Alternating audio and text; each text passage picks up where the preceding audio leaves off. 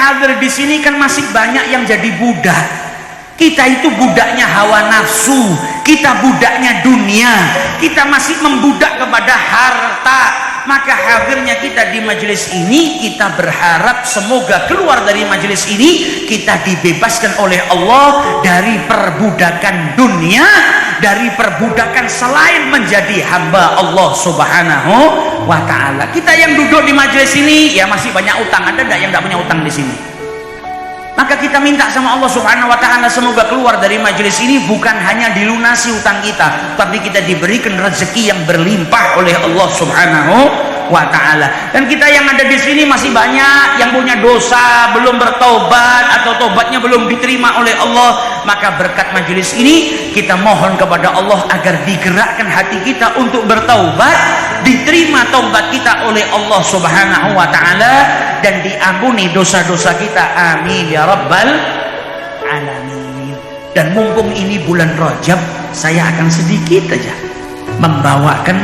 mengingatkan kita kembali akan peristiwa yang paling membahagiakan Nabi Muhammad.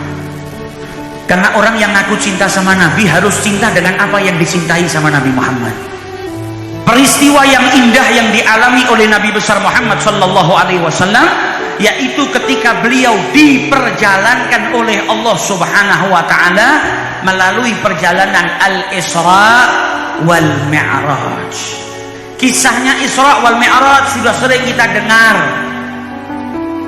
Maka dari itu di bulan Rajab ini, karena ini bulannya sholat turun perintahnya sholat 5 waktu di bulan Rajab. 1 tahun sebelum hijrahnya Nabi Muhammad, Nabi diundang oleh Allah salah satunya untuk menerima perintah sholat.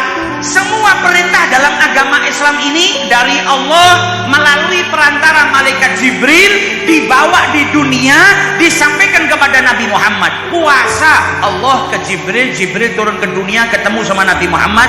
Ya ayyuhalladzina amanu kutiba alaikumussyam kama kutiba alal ladzina min qablikum la'allakum tattaqun. Perintah zakat, perintah haji, semua perintah dari Allah ke malaikat Jibril, Jibril ke Nabi Muhammad. Kecuali perintah sholat, nabinya diundang langsung oleh Allah Subhanahu wa ta'ala. Merintahkannya bukan di dunia, bukan di bumi, tanpa perantara. Ini menunjukkan besarnya derajat sholat dan pentingnya sholat. Oleh karena itu wasiatnya Nabi Muhammad sebelum meninggal sampai diulang 3 kali. Allah fis sholat. Jangan sampai tinggalkan sholat. Jangan sampai tinggalkan sholat. Jangan sampai tinggalkan sholat. Kalau kita ngaku cinta sama Nabi Muhammad, wasiatnya Nabi nggak kita kerjakan, berarti nggak cinta, dusta. Kalau kita ngaku cinta sama Nabi Muhammad, harusnya kita mencintai apapun yang dicintai oleh Nabi. Nabi Muhammad yang paling dicintai apa? Sholat. Wa ju'ilat qurratu aini fis sholat. Yang paling dicintai sama Nabi, yang menjadi cahaya mata Nabi, pelita hati Nabi, kesukaan hati Nabi adalah sholat. Makanya kalau datang waktu sholat, Nabi senantiasa berkata kepada Bilal, arihna ya Bilal, bahagiakan kami wahai Bilal. Datang waktunya sholat, Bilal diperintahkan mengumandangkan azan. Dengan Nabi berkata apa? Bahagiakan kami. Karena apa? Setiap kali datang waktu sholat, Nabi Muhammad bahagia. Nah, yang perlu kita tanyakan kepada diri kita, kita kalau datang waktu sholat bahagia atau tidak? Setiap datang waktu sholat kita bahagia atau kita malas? Padahal sholat itu perjumpaan seorang hamba dengan Tuhannya. Kalau kita malas sholat, berarti malas berjumpa dengan Allah. Kalau kita malas sholat, tanyakan kepada diri kita sendiri, apa yang dilakukan oleh Allah sampai kita malas berjumpa dengannya. Kita itu kalau malas ketemu sama orang, berarti orangnya pernah berbuat salah sama kita. Atau orang itu kalau bicara nggak enak, atau orang itu sombong. Nah, Allah yang ngasih kita makan, Allah yang ngasih kita rezeki, Allah yang ngasih kita kesehatan. Masa ketika kita dipanggil sama Allah, kita malah nggak mau berjumpa dengan Allah Subhanahu wa ta'ala? Maka kita jalankan bulan Rajab ini, jadikan penyemangat kita untuk mengerjakan wasiatnya Nabi besar Muhammad sallallahu alaihi wasallam.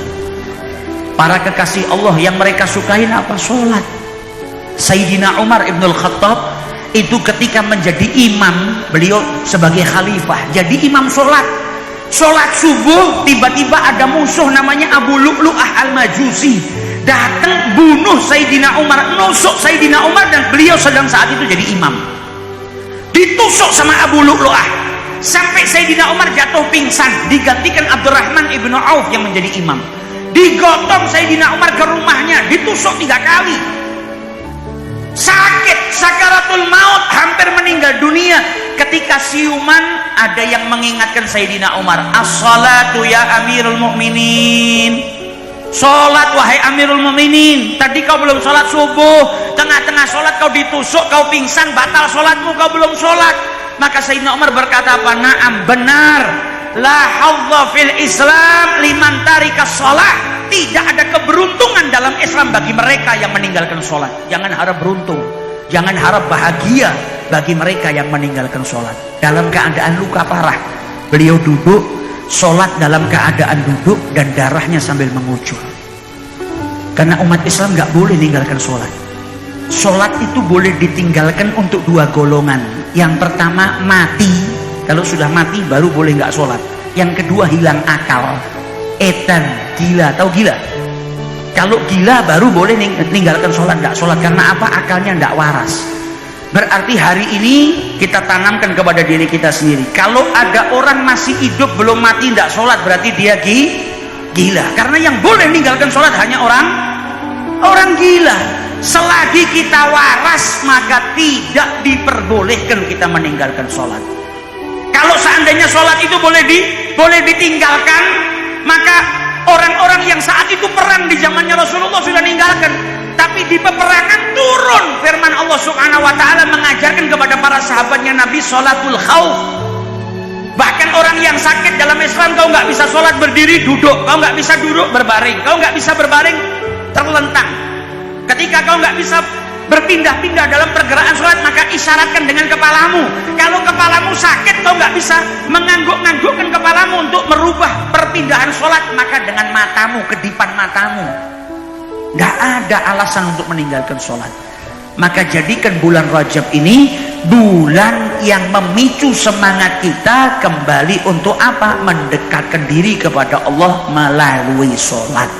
Sholat itu dikasih nama sholah, diambil dari kalimat silah yang artinya apa? Penghubung. Sholat itu yang menghubungkan kita dengan Allah Subhanahu wa ta'ala. Kalau manusia tidak sholat, berarti dia tidak terhubung dengan Allah Subhanahu. Hari ini orang punya handphone, tidak ada internetnya 2 hari, betah enggak? Tidak betah.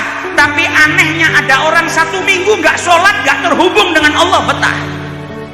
Maka sebagaimana kita nggak betah kalau punya handphone nggak ada sinyalnya, nggak ada internetnya, jangan pernah betah kalau hubungan kita dengan Allah Subhanahu wa ta'ala terputus. Selalu charger keimanan kita dengan apa? Melaksanakan sholat, karena sholat adalah penghubung kita dengan Allah Subhanahu wa ta'ala. Jadikan bulan Rajab ini penyemangat kita. Yang sholatnya tadinya nggak pernah jamaah, mulai dari sekarang lihatkan, jangan nanti di akhirat jadi orang miskin. Ketika ngelihat saudara-saudaranya dapat imbalan banyak dari Allah karena sholat jamaah, kita nggak sholat jamaah.